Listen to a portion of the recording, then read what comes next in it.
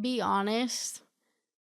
If it was your kid or your brother, your nephew, what would you want somebody else to do? Like there's a mom and a dad out here that has no idea where their son is. So whoever's responsible, think about if that was your kid. The only thing I ever noticed when we went down was there was a bad odor, like between the house he was at and the end of the road. And my sister noticed it too. My nephew noticed it. There was just a really bad odor, but you never could track where it was coming from. Warning. The podcast you're about to listen to may contain graphic descriptions of violent assaults, murder, and adult language. Listener discretion is advised.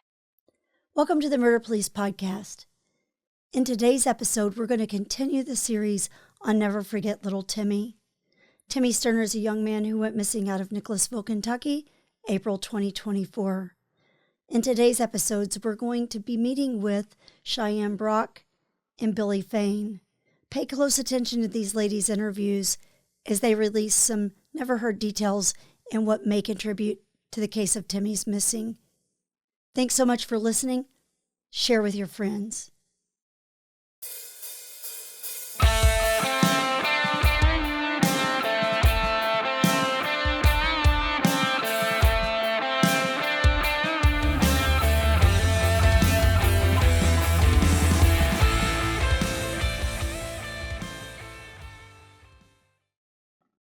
Welcome to the Murder Police podcast. We have with us today very lovely Cheyenne. Hi. Cheyenne, thank you for coming. Of course. How are you? I'm good. How are you guys? We are great. We're Doing just good.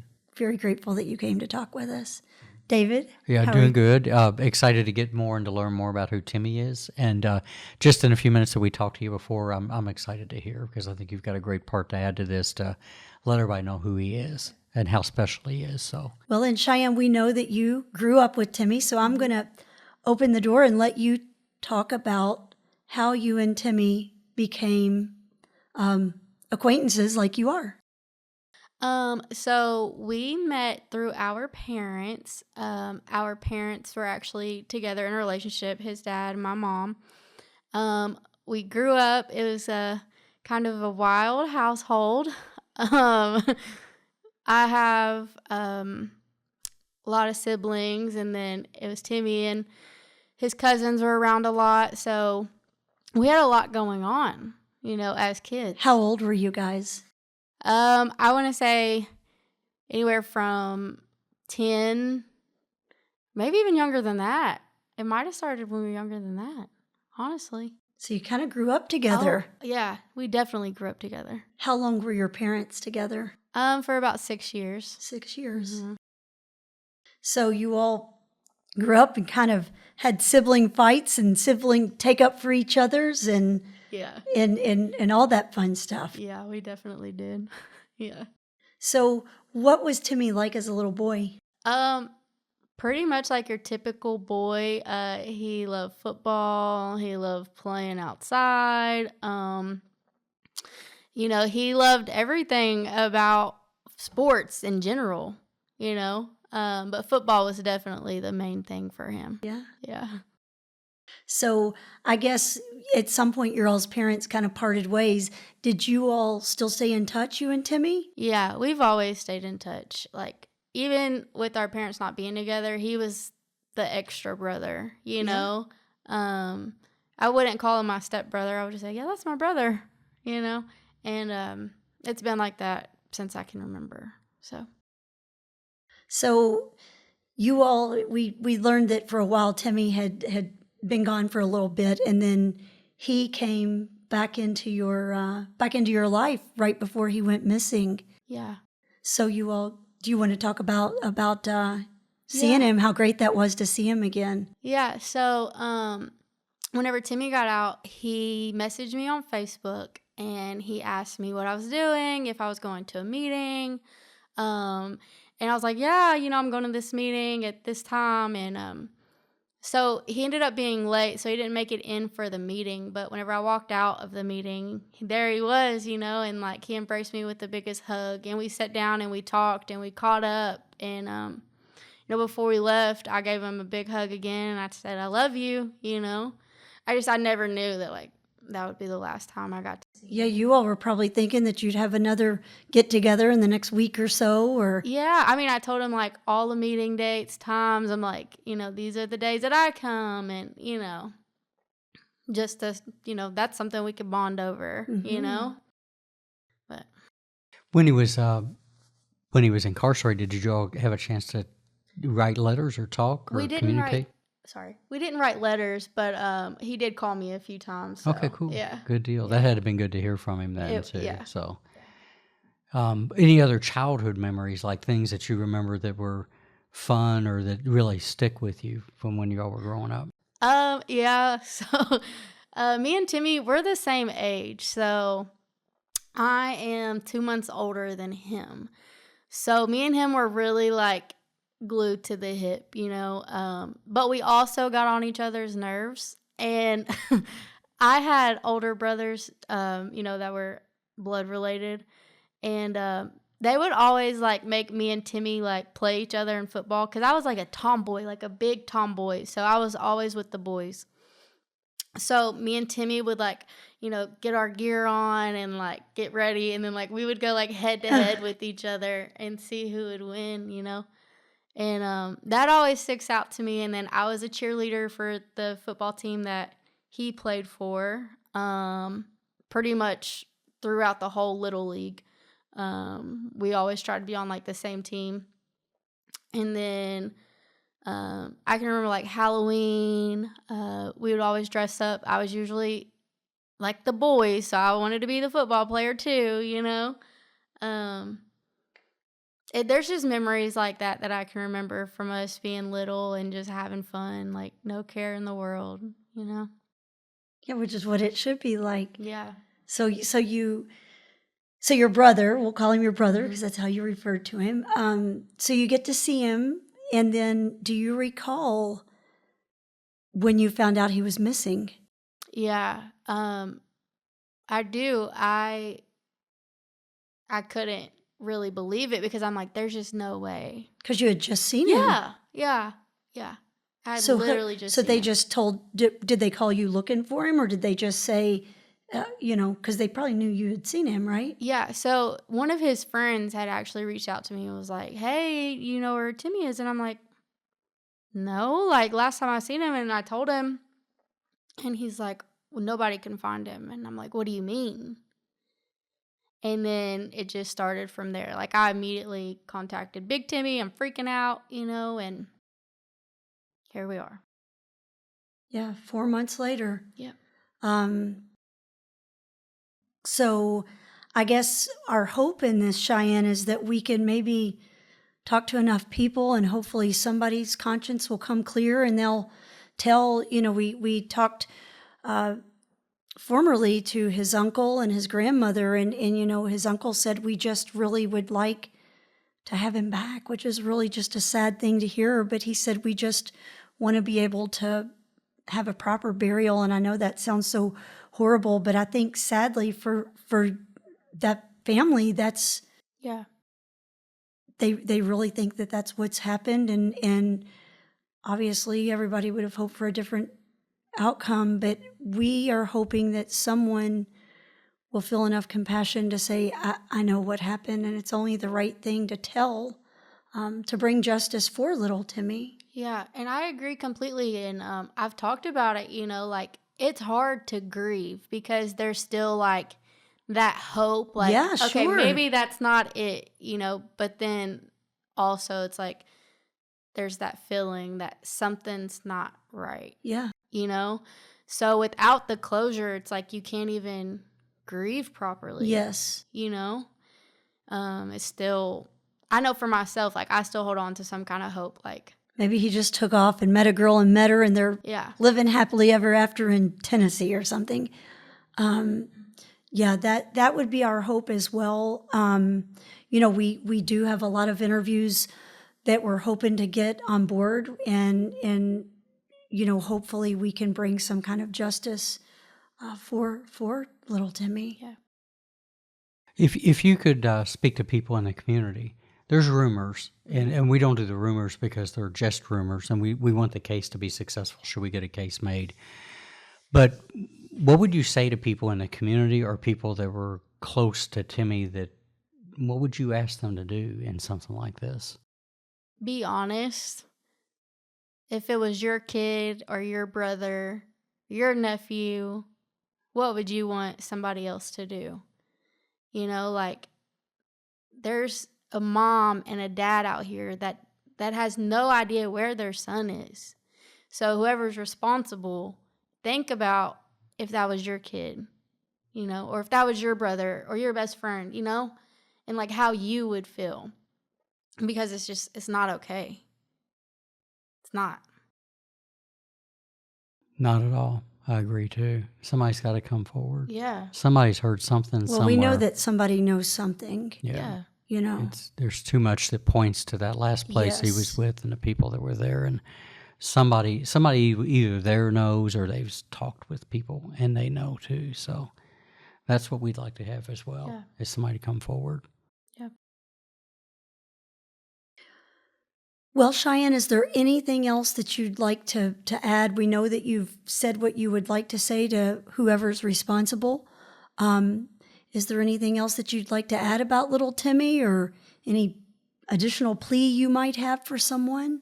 I think I just want to say, like, Timmy, we went through a lot as kids, and Timmy was a good person, and he loved his family, and he wanted better for himself, and I just think what happened to him, it's not fair, So if there is anybody out there that knows anything, please come forward to give his family closure that they deserve. Well, thank you so much for coming and sharing what Timmy meant in your life and how you all grew up. That's, never an easy thing to do, but we're grateful for you all coming to tell who he is and share some of your special memories. Of course, yeah. Very, very thankful. Take care. Thank you. Welcome to the Murder Police podcast. Today we have with us Billie Fain, and we're here to talk about the missing case of Timmy Sterner, or as we refer to him, little Timmy. So thank you for coming, Billie. How are you today? I'm good, thank you. David, how are you? Doing great. Thank you, Billie, because I think you're going to add a lot to the fabric of what we're trying to do to talk about just how special little Timmy is. I hope so. I think you will, in the conversation we had before we started. So I'm eager for everybody else to hear the things we talked about. I've missed out on that. I'm late as usual. So, Billie, I obviously have never gotten to meet you, so it's such a pleasure to meet you. I've heard your name just a couple of times. So why don't you tell me a little bit about how you know Timmy and how you're woven into this? Oh, goodness. I first met Timmy when he was probably, say 11 or 12. Mm-hmm. His aunt, his mother's sister, is my best friend. And her son, Josh, I met him through them. And then a few years later, him and my daughter became friends, and basically best friends. They actually dated a little while.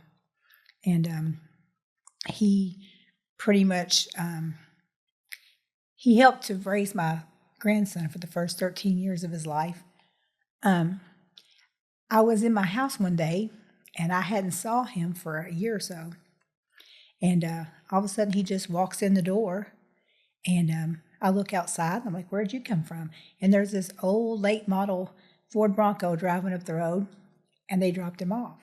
And it got to where they were dropping him off like every day, till like maybe a month goes by, and then he just starts going to school from my house.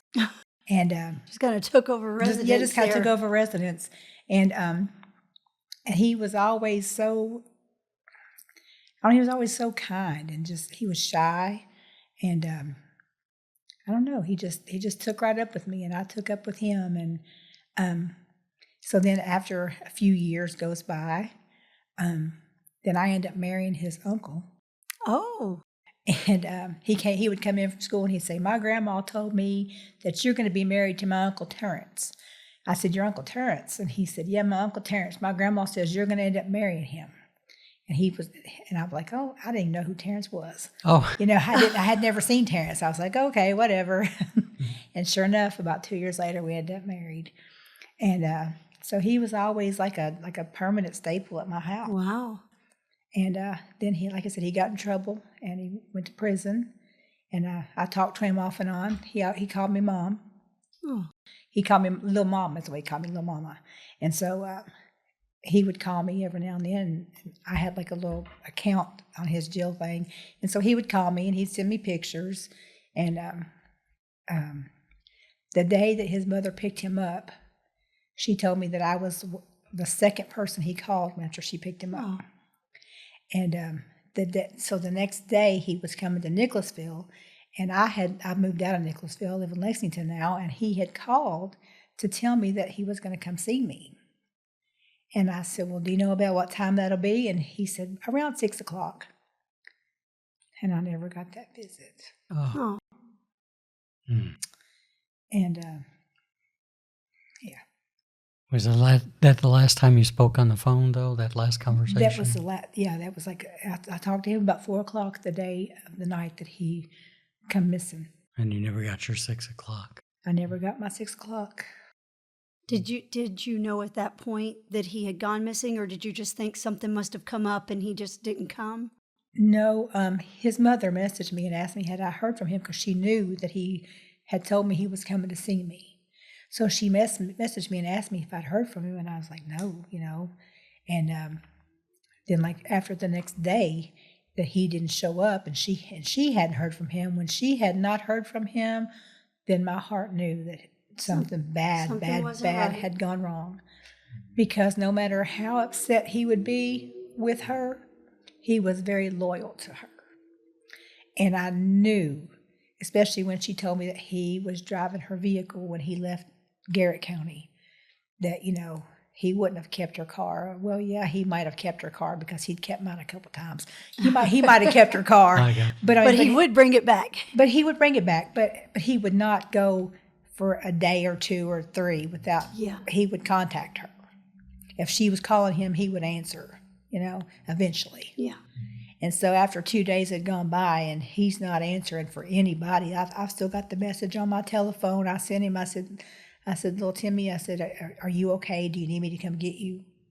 And when he didn't answer, and my heart just knew. You had a feeling that something I had a feeling, yeah, because especially when Timmy was not answering for her, when he didn't answer her, I knew, because he was she was his mother, but she was more like a friend. They did things together that, friends do, she was his mother, yes, and he was very loyal to her. Wow. And he loved her. But I knew once she had not heard from him, that something bad was wrong. We keep hearing about how loyal he was, and so we're starting to put together a picture without ever. And he wasn't just loyal to her. If he considered you a friend, he had your back. We have heard that from he had your back, and if you told him not to tell, he wasn't telling. Right. If you told him, "I need you to do this," he was there. If he cared for you in any way at all, you knew he was there for you. Where you stood with you. Yeah. Mm-hmm. Yes. Wow. So when he didn't show, and I guess then his mother reached out to say, "Is he with you?" Right. I guess you all just kept waiting for later in the day and tomorrow, and still nothing. Well, no, she told me.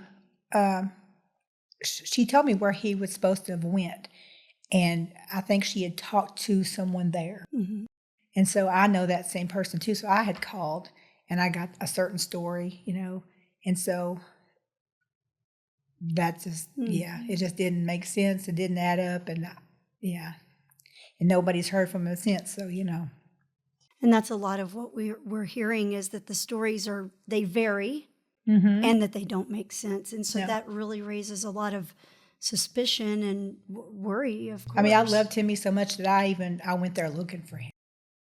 So. You went down to the holler where he was? Yes, I went to the house of the last place he was supposed to have been. Mm-hmm. And just nothing. Oh, I came across something, but it was eerie. Oh, so you went there. I did.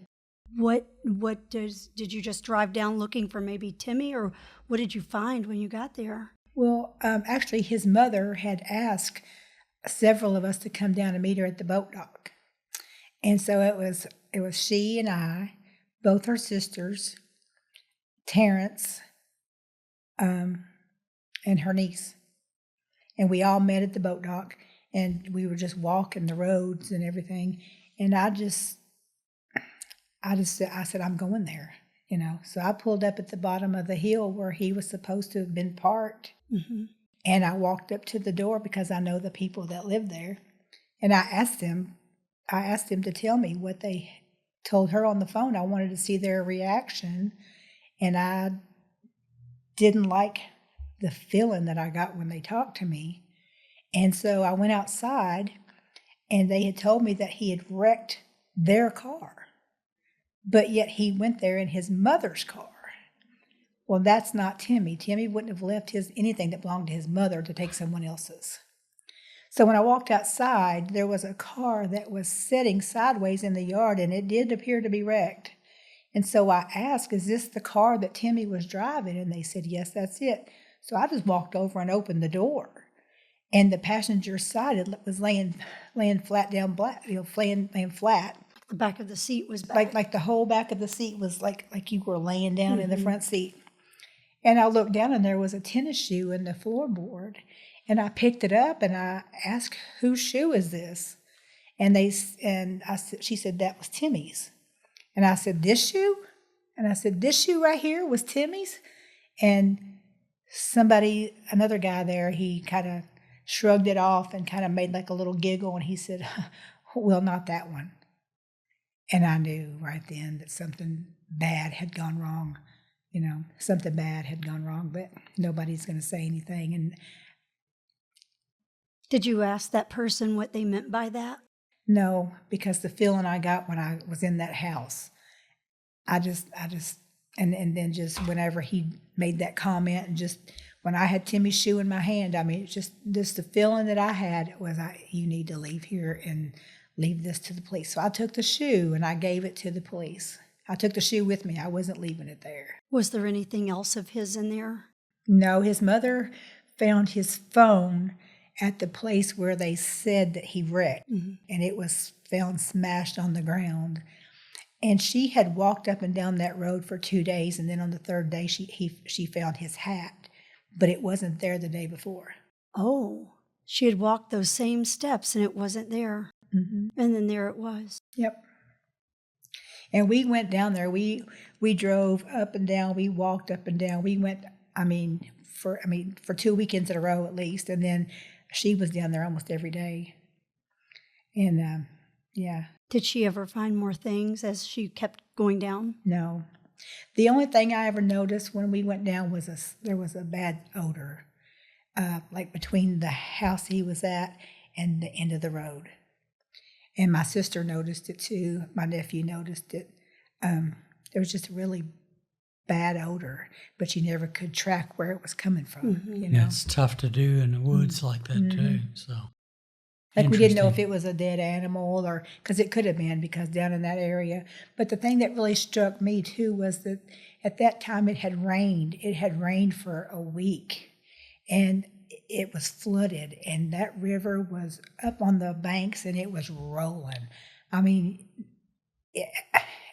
I hate to say it, but if he had fallen off in the river or if something happened, if he was in the water, he would either be hung up on something in the water, or they're going to find him in Mississippi somewhere because that water was just rolling. Wow. And it was like that for 3 or 4 days. I mean, it didn't go down for days. There would be no way they could have taken a dive team in there because that water was just too much rapids. Yeah, I mean, it was up over the banks. The boat dock, whereabouts was that? What road did you use to get to the down boat at dock? the end of Sulphur Well? Okay, gotcha. Gotcha. The big where ramp. Sulphur Well turns into River Road? Yes. There's no other way to go. You either have to turn on River Road or you have to go down to the boat dock, turn around, go back up. Okay. Big ramp. Christmas Mills, yeah. Yeah. Not Christmas Mill, but not Sugar Creek, Sulphur Well. So okay. Yeah. A lot of people go swimming down there and stuff like that. Is that? Well, I don't know because I wouldn't go swimming down there. Yeah. Okay. So I don't know. So I'll check that one off the list. Yeah. Exactly. Not a place to swim. No, I Probably really not don't so. think it's a place to swim. It's more like just a boat dock because I got you. it's kind of a deep, it's like a steep landing, So did you go back down there again after you smelled that another time? Yeah, I went down there like every day for like a week. Was that smell still lingering? Well, my sister and I and my boyfriend, we would just drive from one end of the road to the other, and then we'd go up Kissing Ridge, and we'd come back around, and then we got out and we'd walk around, and we would catch the scent and try to find it, but you never could. It's like you would catch it, and then like the wind would blow and so you never could tell if it was something that like an animal dead, but it was very, very possible. Or it could be somebody threw trash out of the road, because down there that's just what they do, So you just never knew. It is a holler. It is. Exactly. Did that smell ever dissipate the longer you went down, or the whole time you continued to go, did you continue to smell it? I think it just started to dissipate. Mm-hmm. It rained again, and I was looking for buzzards and everything. I could, everything that. Yeah. And at one time we did see some buzzards flying around, but like I said, by the time you'd go to look from the spot they were at, they were gone. And so I just eventually just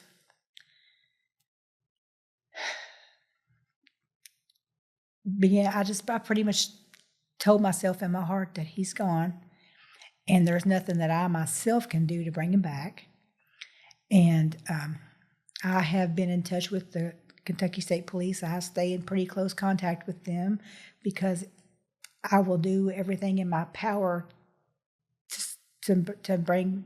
If whoever did this to Timmy, I want to see them come to justice. And so I pretty much stay in pretty close contact with them, and but I pretty much left it to them, and I just gave Timmy to God, and that's all I can do. I mean, I just have to honor his memory and just know that I love him and I'll always love him.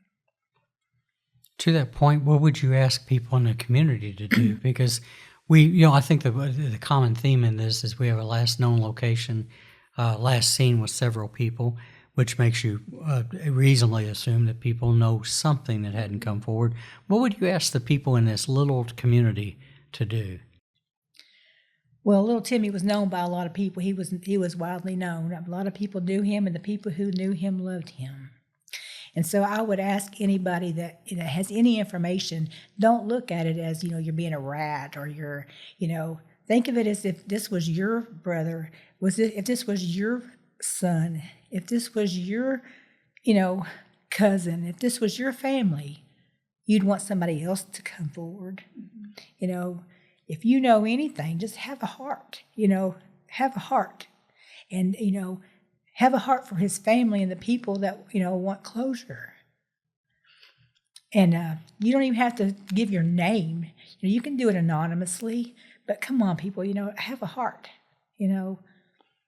come forward because, it could because if somebody down there knows something and there's more than one person that seems to be involved, who's to say it's not you next? Who's to say it couldn't happen to you? Or a family member. Or a family member. Right. We didn't ever expect this to happen to Timmy. He wasn't home 24 hours. He didn't get to see any of his family. He didn't get to see any of his friends. The very first people he saw was his mother and his grandmother. The next people he saw were the people that he became missing with. So, who's to say? Mm-hmm. Who's to say it may not, it could happen to you. It could happen to your brother, your sister, your girlfriend, your boyfriend. It could happen to you. So, just, I don't know. Somebody knows and God knows, and I have faith in God, and I know that one day the people in this little town here, somebody's going to get upset, somebody's going to get angry, somebody's going to try to get, they're going to be thinking that they're going to be, I don't know what's going to happen, but I know it's going to come out. It'll come out. It'll come out. It all comes out in the wash, and this is a little town, and the people that run with the people down there, they're not good people, or this would have never happened. We wouldn't be sitting here now talking if they were. Good point. We wouldn't be sitting here having this conversation if those people were any kind of people. So, it's going to come out. It's just a matter of time. And they're going to hang their own self. And that's our hope, Billie, that's my by hope. doing this, that we can get somebody to feel bad enough. Somebody knows. I and know like you they said, know. You wouldn't want it happening to your family, so hopefully they have enough compassion that they come forward and tell, so that it can give, Timmy's family or like you, loved ones, an answer and give him a proper peace. And to the little girls who have tried to message me and tried to talk to me, but they've been cut off, just know, I just want you to know that you can come forward without you can come forward. You can. I know you know something, and I know you want to tell it. I know you do. So that's all I want to say. They're close. Thank you, Billie, so much for coming in and taking the time to share with us about Timmy's story. And we are hopeful that somebody will come forward and give everyone answers. Can I say one more thing? Oh, please. Sure. To Timmy and Tammy and to Sandy, I want you to know how sorry I am, and that I love you all, and that I hope that God gives you all comfort and peace. Just comfort and peace, and that I just pray that we end up having justice for Timmy. We all hope that, Billie, for all of you all involved. We really do. Well said, Billie. Thank you. Thank you. Hey, there's more to the story, so go download the next episode like the true crime fan that you are. The Murder Police podcast is hosted by Wendy and David Lyons and was created to honor the lives of crime victims, so their names are never forgotten. It is produced, recorded, and edited by David Lyons.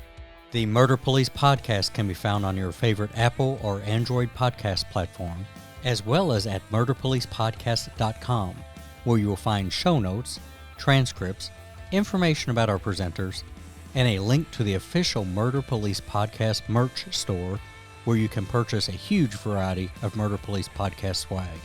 We are also on Facebook, Instagram, and YouTube, which is closed caption for those that are hearing impaired. Just search for the Murder Police podcast and you will find us. If you have enjoyed this podcast, please subscribe for more and give us 5 stars and a written review on Apple Podcasts or wherever you download your podcasts. Make sure you set your player to automatically download new episodes so you get the new ones as soon as they drop. And please tell your friends. Lock it down, Judy.